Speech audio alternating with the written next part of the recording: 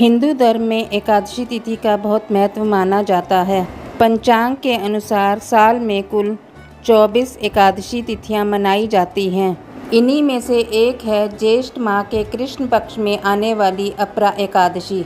इस दिन भगवान विष्णु की पूजा का विधान है। साथ ही यह भी माना जाता है कि इस दिन भगवान विष्णु का ध्यान करते हुए व्रत कथा पढ़ना या सुनना बहुत शुभ सिद्ध होता है। ज्येष्ठ कृष्ण एकादशी यानी अपरा एकादशी की महिमा भगवान श्री कृष्ण ने युधिष्ठिर को बताई थी। भगवान श्री कृष्ण ने धर्मराज युधिष्ठिर से कहा था कि हे राजन, यह एकादशी 2 नामों से जानी जाती है, एक अपरा एकादशी और दूसरी अचला एकादशी।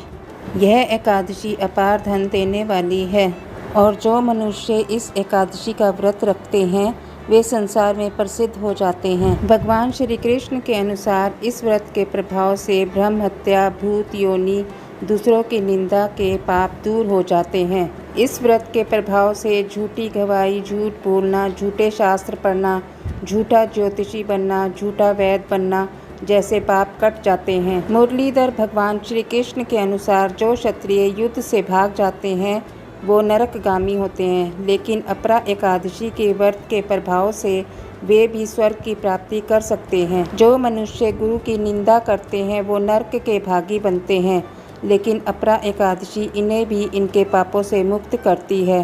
भगवान श्री कृष्ण ने बताया कि जो फल कार्तिक पूर्णिमा पर त्रिपुष्कर में स्नान करने या गंगा तट पर पितरों का पिंड दान करने से प्राप्त होता है, वही फल अपरा एकादशी का व्रत करने से प्राप्त होता है। मकर के सूर्य में प्रयागराज के स्नान से, शिवरात्रि का व्रत करने से, सिंह राशि के बृहस्पति में गोमती नदी के स्नान से, कुंभ में केदारनाथ के दर्शन या बद्रीनाथ के दर्शन, सूर्य ग्रहण में कुरुक्षेत्र के स्नान से, स्वर्ण दान करने से या अर्थ प्रसूता गोदान से जो फल मिलता है वही फल अपरा एकादशी व्रत से मिलता है। भगवान श्री कृष्ण के अनुसार अपरा एकादशी व्रत पाप रूपी वृक्ष को काटने के लिए एक कुल्हाड़ी है। अपरा एकादशी व्रत और भगवान का पूजन करने से मनुष्य सब पापों से छूटकर विष्णु लोक को जाता है। भगवान श्री कृष्ण ने युधिष्ठिर को एक प्रचलित कथा भी सुनाई जिसे व्रत के दिन साधक को सुनना चाहिए। इसके अनुसार प्राचीन काल में महिध्वज नाम का एक धर्मात्मा राजा राज्य करता था। उसका छोटा भाई वज्रध्वज क्रूर, अधर्मी और अन्यायी था। वह बड़े भाई से द्वेष रखता था। एक दिन उसने बड़े भाई की हत्या कर दी और उसकी देह को एक जंगल में पीपल के पेड़ के नीचे गाड़ दिया। अकाल मृत्यु के कारण राजा प्रेत बन गया और उसी पीपल के पेड़ पर रहकर उत्पात करने लगा। एक दिन धौम्य ऋषि उधर से गुजरे।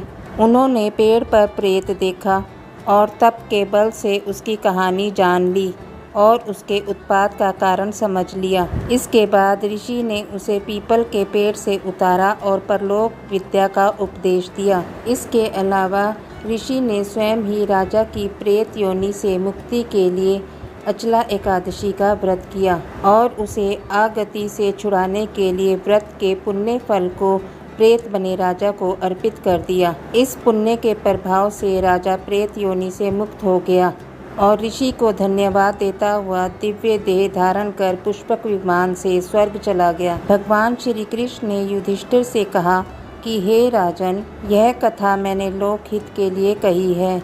इसे पढ़ने और सुनने से मनुष्य सभी पापों से मुक्त हो जाता है। तभी से अपरा एकादशी का व्रत रखा जाने लगा।